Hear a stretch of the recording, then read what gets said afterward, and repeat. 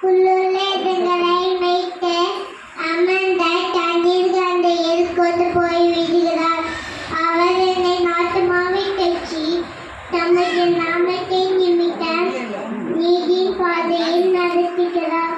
நான் மரணம் நிழலில் பள்ளத்தாக்கில் நடந்தாலும் பொல்லாப்புக்கு பயப்படேன்.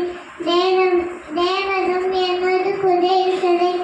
உமது கோலும் தடியும் என்னை தேற்றும். என் சட்டத்துக்கு முன்பாக என்